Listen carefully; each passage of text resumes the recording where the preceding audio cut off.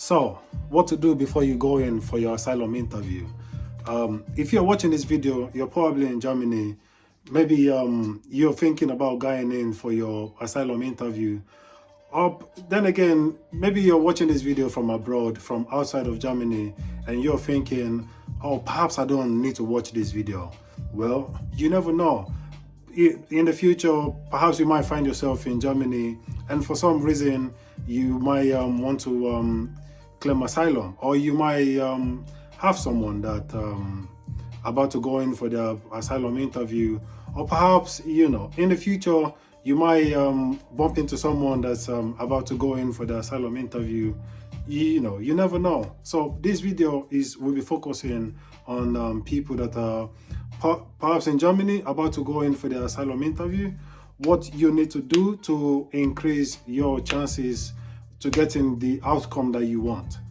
Anyone going for asylum interview, I believe everyone expect to get a positive asylum outcome, basically.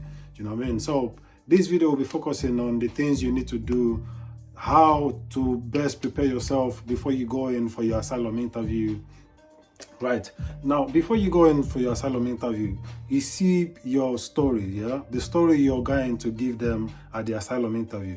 First thing first, if you don't have hardcore interview evidence, if you don't have evidence to back up your story, just believe they assume you're lying. They will just, that's the general rule of thumb. If you don't have evidence to back up your story, they assume automatically that you're lying. So let's assume you have evidence. If you have evidence, now what you need to do is you need to put your story on the table, lay everything down on the table, map out your story's timeline. The timelines are when the incident happened, how it happened, why it happened, where it happened, and the timing as well. You need to get your timing right, because they will ask you all of these questions at the asylum interview. They will ask you what time it happened, and if any other people are involved, or any other people are also affected by your circumstances, they will ask you everything. So you need to lay your story on the table and get your timeline right. Get your when the incident happened, how it happened, why it happened, and where it happened. The timing as well, very, very important. The timing when the incident happened. If the chaotic incident that brought you to Germany, or wherever that's leading you to want to go claim asylum, if it affected anyone else in your life, maybe your friend or your family member, you need to also state that in.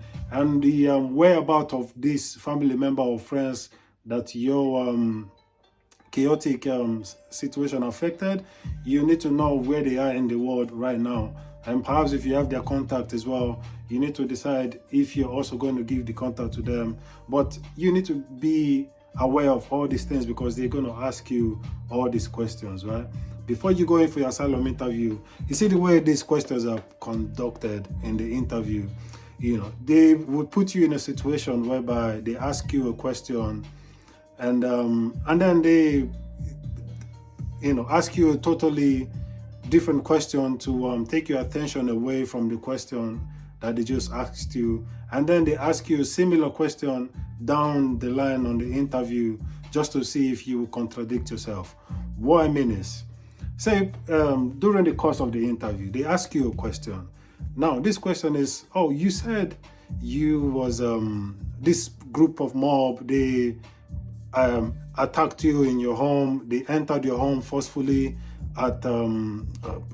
they entered your home forcefully, and they ask you around what time did this attack took place, around about what time did they enter your home to carry out the attack. And maybe you tell them, oh, it was around 10 p.m. right? You tell them around 10 p.m. you and your family, you was all in the house about to go to sleep, or you're sleeping at the time, and then they leave the question at that, right? And then they go on to asking you totally different questions, like, oh, when did you go to school? Where did you go to primary school? When did you finish your primary school? When and where did you go secondary school? And when did you finish your secondary school? If you attended university in Nigeria, what university was it? When did you finish? And after you finish, did you take up employment in your home country? If yes, where did you work? What was your profession? They'll ask you all of this, and then they go back to the previous question that they asked you before this thread of questions started, right? And then they ask you, when this attack took place, what can you remember? Was it daytime or was it nighttime? Now they're asking you this question to paint them a picture, and now they're not asking you based on what time it took place. They're asking you, was it daytime or was it nighttime? And you might forget and say, oh, it was during the day. Now you've contradicted yourself, because earlier on you said they gained entry into your home about 10 p.m., that you and your family was about to go to sleep, or you were sleeping at the time. And now you're telling them, oh, it was daytime.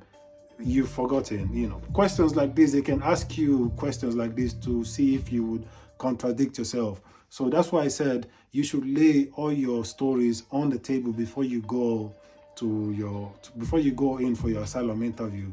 Maybe you could get, if you have a friend or anyone, a form of support in Germany that can help you go through your stories, it's best you should get someone that's experienced in this.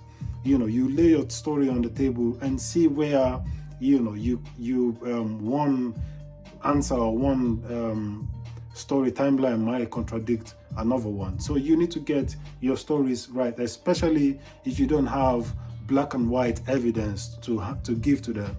The best way to increase your chances of getting asylum positive decision is to have evidence. Before you go in for your stories, whatever has happened to you in the past, if you can call anyone back home, if you can contact anyone back home to get you evidence. If this story was published on a newspaper, if you need to get evidence, and this evidence must be pertaining specifically to your circumstances, to you, to your life. Not, for example, if you're coming in from Nigeria, for example, you've traveled from Nigeria to Germany and you want to claim asylum, and you go to your asylum interview and you're telling them, oh, I'm here, I want to claim asylum because my life is at risk in Nigeria. Because I am gay and it's illegal to be gay in Nigeria. So for that reason, if I'm to be returned to Nigeria, I will be killed. This is a general ground for asylum. It has nothing to do specifically to you. What they want to know, what they want to see is how has that endangered your life in any way. You must show how what happened to you has endangered your life, or what's happening in your home country has endangered your life specifically. Do you know what I mean? Or for example, you say, oh, I'm a member of some cultist group or some mob group, and for some reason something happened, I had to escape, they're looking for me, they want to kill me.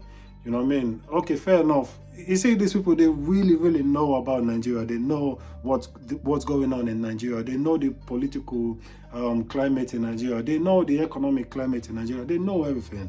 So for most Nigerians coming to Germany to claim asylum, they just believe, you're economic migrant, basically. So except you have evidence to back up your story. If you don't have evidence, they just take your story on a face value, basically. They just listen to your story, say, oh, this is another lie.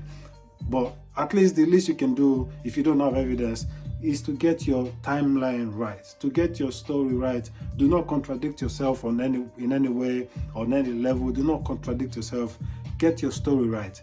Lay your story on the table before you go. Interview yourself, or find a friend that is reasonable. Both of you sit down and let them interview you. And when they interview you, they could grill. They might grill you. Do not take it personal, because these people too, they will grill you as well to see if you will fumble on your story. So you need to get your story right first. Interview yourself and see if you answer these questions correctly before you go. Once, I don't want you to go to asylum for your interview, and after your interview, you're now hoping and praying to God, oh God, please help me. There's time for prayer, but the best thing for us to do is to put yourself in a situation where you have the best, you're well equipped, and you prepared yourself to the best of your ability so that you get the best possible outcome that you expect. That is it. So we don't have to put ourselves in a situation to be stressing God for whatever reason. No, God has given us the ability to, to strategize. So we must apply ourselves to strategize in order to get the outcome that we desire. And the quickest way, the easiest way, the most strategical way you can get the desire that the outcome that you desire is to plan before you go in for your asylum interview. You need to plan. You need to get your story timeline right. The basis of the questions they will ask you is, when did it happen? How did it happen? Where did it happen? And when did it happen? So you need to get all these things right before you go in for your asylum interview, and everything must be intertwined among each other. When it happened must be connected to how it happened, and how it happened must be connected to where it happened. You need to get your story right. You need to interview yourself first. Do not go in and give a general story of, oh, if you send me back, it's illegal to be a member of a court member because they're going to kill me. They want to see how you being a court member has put your life at risk. They want to see evidences. If you've been attacked before, if you have scar on your body, you need to give it to them. And if whatever you've been through is affecting you mentally, in your asylum interview is the best place to tell them. Because if you don't tell them on your asylum interview, and later on in the future they give you negative decision and they are looking for you, they want to deport you, and you start coming, oh, now I am having depression, I'm having anxiety, I'm having mental sickness, it's highly unlikely they will listen to you. So in your asylum interview, if you're having mental health problem, it's better for you to tell them during your asylum interview that everything, all the trauma you've been through is causing you mental trauma. Do you know what I mean? And you returning there to, even whenever you imagine or remember being returned, that you could go back, there's a chance you could go back to your country. It's, it gives you anxiety, basically. You need to put it down there. So just in case in the future they give you a negative decision and you bring that up, it will not be that you're bringing it up to frustrate your removal from Germany.